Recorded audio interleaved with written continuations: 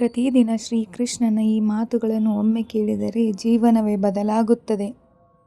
ಅಭಿಷ್ಟಜೀವಿ ಕನ್ನಡ ಚಾನಲ್ಗೆ ಸ್ವಾಗತ ಸುಸ್ವಾಗತ. ನಿನ್ನದಲ್ಲದ ಯಾವುದೇ ಒಂದು ವಿಚಾರವೂ ಕೂಡ ನೀನು ಎಷ್ಟೇ ಪ್ರಯತ್ನ ಪಟ್ಟರೂ ನಿನಗೆ ಸಿಗುವುದಿಲ್ಲ. ನಿನ್ನದಲ್ಲದ ಯಾವುದೇ ಒಂದು ವಿಚಾರವೂ ಕೂಡ ನೀನು ಎಷ್ಟೇ ಪ್ರಯತ್ನ ಪಟ್ಟರೂ ನಿನಗೆ ಸಿಗುವುದಿಲ್ಲ. ಚಿಂತೆ ಮಾಡುವುದನ್ನು ಬಿಟ್ಟು ಈ ಜೀವನದಲ್ಲಿ ಬರುವುದನ್ನು ಬರುವ ರೀತಿಯಲ್ಲೇ ಸ್ವೀಕರಿಸು.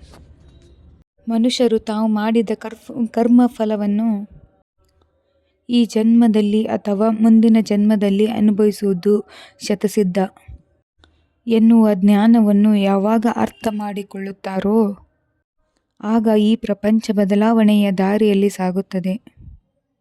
ಹಿಂದಿರುಗಿ ಚರಿತ್ರೆಯನ್ನು ನೋಡಿದರೆ ಅದರಲ್ಲಿ ಗೆದ್ದವರಿಗೆ ಗೆಲುವಿನ ಸ್ಥಾನ, ಸೋತವರಿಗೆ ಇಂತಹ ವೀರನ ಜೊತೆ ಯುದ್ಧ ಮಾಡಿ ಸೋತೆ ಎನ್ನುವ ಸ್ಥಾನವಿರುತ್ತದೆ. ಆದರೆ ನಿಂತು ನೋಡುವವರಿಗೆ, ಟೀಕೆ ಮಾಡಿ ನಗುವವರಿಗೆ ಚರಿತ್ರೆಯಲ್ಲಿ ಯಾವುದೇ ಸ್ಥಾನ ಇಲ್ಲ. ಸಿಟ್ಟಿನಲ್ಲಿ ಮಾತನಾಡಿದರೆ ನಮ್ಮ ಗುಣವನ್ನು ಕಳೆದುಕೊಳ್ಳುತ್ತೇವೆ. ಅಗತ್ಯಕ್ಕಿಂತ ಹೆಚ್ಚಾಗಿ ಮಾತನಾಡುವುದರಿಂದ ಶಾಂತಿಯನ್ನು ಕಳೆದುಕೊಳ್ಳುತ್ತೇವೆ. ಅನಗತ್ಯವಾಗಿ ಮಾತನಾಡುವುದರಿಂದ ಕೆಲಸ ಕಳೆದುಕೊಳ್ಳುತ್ತೇವೆ. ಅಹಂಕಾರದಿಂದ ಮಾತನಾಡಿದರೆ ಇರುವ ಪ್ರೀತಿಯನ್ನು ಕಳೆದುಕೊಳ್ಳುತ್ತೇವೆ. ಸುಳ್ಳು ಮಾತನಾಡಿದಾಗ ಹೆಸರನ್ನು ಕಳೆದುಕೊಳ್ಳುತ್ತೇವೆ. ವೇಗವಾಗಿ ಮಾತನಾಡಿದಾಗ ಅರ್ಥವನ್ನು ಕಳೆದುಕೊಳ್ಳುತ್ತೇವೆ. ಆದರೆ ಪ್ರೀತಿಯಿಂದ ಮಾತನಾಡಿದರೆ ನೀವು ಎಲ್ಲವನ್ನು ಗಳಿಸಿಕೊಳ್ಳುತ್ತೀರಿ. ನೀವು ಮಾಡುವ ಕೆಲಸದ ಮೇಲೆ ನಿಷ್ಠೆ ಇರಲಿ, ಗೌರವ ಇರಲಿ. ಅದರಿಂದ ಯಾವುದೇ ಪ್ರತಿಫಲವನ್ನು ಎದುರು ನೋಡಬೇಡಿ. ಒಂದು ವೇಳೆ ನೀವು ಮಾಡುತ್ತಿರುವ ಕೆಲಸಗಳಲ್ಲಿ ನಿಮ್ಮ ಗುರಿ ತಲುಪುವಲ್ಲಿ ವಿಫಲವಾದರೆ ಅದಕ್ಕಾಗಿ ನೀವು ಬಳಸುತ್ತಿರುವ ತಂತ್ರವನ್ನು ಬದಲಾಯಿಸಿ ಹೊರತು ನಿಮ್ಮ ಗುರಿಯನ್ನಲ್ಲ. ನೀವು ಮಾಡುತ್ತಿರುವ ಎಲ್ಲ ಕೆಲಸಗಳನ್ನು ತಪ್ಪದೇ ಮಾಡಿ. ಆದರೆ ಅವುಗಳನ್ನು ದುರಾಸೆಯಿಂದ, ಅಸೂಯೆಯಿಂದ, ಕಾಮದಿಂದ, ಅಹಂಕಾರದಿಂದ ಮಾಡಬೇಡಿ. ಇವುಗಳ ಹೊರತಾಗಿ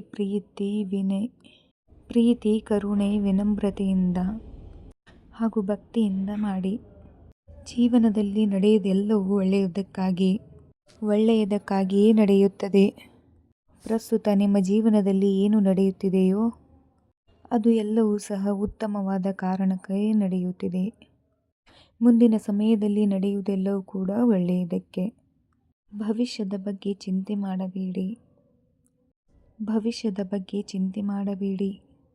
ವರ್ತಮಾನಕ್ಕಾಗಿ ಜೀವಿಸಿ. ಒಂದು ಸಾರಿ ಅರ್ಜುನನು ಭಗವಾನ್ ಶ್ರೀಕೃಷ್ಣನ ಬಳಿ ಬಂದು ಒಂದು ಪ್ರಶ್ನೆ ಕೇಳುತ್ತಾನೆ. ಎಲ್ಲವೂ ಹಣೆಬರಹದಲ್ಲಿ ಬರೆದಿದ್ದರೆ ಕಷ್ಟಪಟ್ಟು ಕೆಲಸ ಮಾಡುವುದರ ಫಲವೇನು ಎಂದು. ಅದಕ್ಕೆ ಉತ್ತರಿಸುವ ಭಗವಾನ್ ಶ್ರೀಕೃಷ್ಣನು, ಒಂದು ವೇಳೆ ಪ್ರಯತ್ನಪಟ್ಟರೆ ಹಣೆಬರಹದಲ್ಲಿ ಸಿಗುವುದೆಂದು ಬರೆದಿದ್ದರೆ ಪ್ರಯತ್ನಂ ಸರ್ವಸಿದ್ಧಿ ಸಾಧನಂ. ಮನುಷ್ಯನು ಖಾಲಿ ಕೈಯಲ್ಲಿ ಬರುತ್ತಾನೆ, ಖಾಲಿ ಕೈಯಲ್ಲಿ ಹೋಗುತ್ತಾನೆ ಎಂದು ಎಲ್ಲರೂ ಹೇಳುತ್ತಾರೆ. ಆದರೆ ಮನುಷ್ಯನು ಬರುವಾಗ ಭಾಗ್ಯದ ಜೊತೆ ಬರುತ್ತಾನೆ ಮತ್ತು ಹೋಗುವಾಗ ಕರ್ಮದ ಫಲವನ್ನು ಹೊತ್ತುಕೊಂಡು ಹೋಗುತ್ತಾನೆ. ಒಂದು ಸಾರಿ ನಾರದ ಮುನಿಗಳು ಭಗವಾನ್ ಶ್ರೀಕೃಷ್ಣನ ಬಳಿ ಈ ಪ್ರಪಂಚದಲ್ಲಿ ಎಲ್ಲರೂ ಏಕೆ ದುಃಖದಲ್ಲಿ ಇರುತ್ತಾರೆ ಎನ್ನುವ ಪ್ರಶ್ನೆ ಕೇಳಿದ್ದ. ಆಗ ಭಗವಾನ್ ಶ್ರೀಕೃಷ್ಣ ಮುಗುಳ್ನಗುತ್ತಾ ನೀಡಿದ ಉತ್ತರ, ಸುಖ ಎನ್ನುವುದು ಎಲ್ಲರಲ್ಲಿಯೂ ಇದೆ. ಆದರೆ ಮತ್ತೊಬ್ಬರ ಸಂತೋಷ ನೋಡಿ ಎಲ್ಲರೂ ದುಃಖಪಡುತ್ತಿದ್ದಾರೆ. ಈ ಪ್ರಪಂಚದಲ್ಲಿ ಯಾವುದೂ ಕೂಡ ಶಾಶ್ವತವಲ್ಲ. ಇಲ್ಲಿ ಎಲ್ಲವೂ ನಶ್ವರ. ಪ್ರತಿಯೊಬ್ಬರ ದೇಹಕ್ಕೂ ಒಂದು ಆಯಸ್ಸು ಇರುತ್ತದೆ. ಹಾಗಾಗಿ ನಿಮ್ಮ ಗುರುತಿಗಾಗಿ ನಿಮ್ಮ ದೇಹವನ್ನು ಬಳಸಿಕೊಳ್ಳುವುದರಿಂದ ಯಾವುದೇ ಪ್ರಯೋಜನವೂ ಇಲ್ಲ. ಆತ್ಮವನ್ನು ಬಿಟ್ಟು ಎಲ್ಲವೂ ನಶ್ವರ. ದೇಹವು ಅಂತ್ಯವಾದ ನಂತರ ನಾವು ಏನನ್ನೂ ತೆಗೆದುಕೊಂಡು ಹೋಗಲು ಸಾಧ್ಯವಿಲ್ಲ. ಯಾರನ್ನೂ ಜೊತೆಗೆ ಕರೆದುಕೊಂಡು ಹೋಗಲು ಸಾಧ್ಯವಿಲ್ಲ. ಒಂದು ಒಳ್ಳೆಯ ಕೆಲಸಕ್ಕಾಗಿ ಪ್ರಯತ್ನ ಎನ್ನುವುದು ಹೆಚ್ಚಾದಷ್ಟು ಹಣೆಯ ಬರಹ ಸಹ ಅದರ ಮುಂದೆ ತಲೆಬಾಗಿ ನಿಲ್ಲುತ್ತದೆ. ಇದು ನಿಶ್ಚಿತವಾದದ್ದು. ನೆಮ್ಮದಿ ಎನ್ನುವುದು ಹಣ ಮತ್ತು ವಸ್ತುಗಳಲ್ಲಿ ಇರುವುದಿಲ್ಲ. ಬದಲಾಗಿ ನಮ್ಮ ಮನಸ್ಸು ಮತ್ತು ನಮ್ಮ ಯೋಚನೆಯಲ್ಲಿ ಇರುತ್ತದೆ. ಕಷ್ಟನೇ ಪಡದೇ ಇರುವ ಸುಖ ಸಂತೋಷ ಕೊಡುವುದಿಲ್ಲ. ಹಾಗಾಗಿ ಸಂತೋಷವನ್ನು ಕಷ್ಟದಲ್ಲಿಯೇ ಹುಡುಕಿ. ಬದುಕೆನ್ನುವ ಈ ಹೋರಾಟದಲ್ಲಿ ನಾವು ಮಾಡುವ ಎಲ್ಲ ಕೆಲಸಗಳನ್ನು ಪ್ರಾಮಾಣಿಕತೆಯಿಂದ ಮಾಡಬೇಕು. ಏನಾಗಬೇಕು ಅದು ಹಾಗೇ ಆಗುತ್ತದೆ. ಅದನ್ನು ತಡೆಯಲು ಯಾರಿಂದಲೂ ಸಾಧ್ಯವಿಲ್ಲ. ಸ್ನಾನ ದೇಹವನ್ನು, ದಾನ ಧನವನ್ನು, ಯೋಗ ಜೀವನವನ್ನು, ಪ್ರಾರ್ಥನೆ ಆತ್ಮವನ್ನು, ಮೃತ ಆರೋಗ್ಯವನ್ನು, ಕ್ಷಮೆ ಸಂಬಂಧವನ್ನು, ಪರೋಪಕಾರ ಅದೃಷ್ಟವನ್ನು ಪವಿತ್ರ ಮಾಡುತ್ತದೆ. ದೇವರಿಗೆ ಪೂಜೆ ಮಾಡುವುದರಿಂದ ಪುಣ್ಯ ಬರುವುದಿಲ್ಲ. ಒಳ್ಳೆಯ ಬುದ್ಧಿ, ಒಳ್ಳೆಯ ಕೆಲಸ, ಒಳ್ಳೆಯ ಯೋಚನೆ, ಒಳ್ಳೆಯ ಮಾತು, ಒಳ್ಳೆಯ ವರ್ತನೆ, ಕರುಣೆ ಹಾಗೂ ಅಹಿಂಸೆಯಿಂದ ಪುಣ್ಯ ಪ್ರಾಪ್ತಿಯಾಗುತ್ತದೆ. ಮುಂದಿನ ಜನ್ಮಕ್ಕೆ ಈ ಜನ್ಮ ಬುನಾದಿಯಾಗಿರುತ್ತದೆ ಎನ್ನುವುದು ಸತ್ಯ.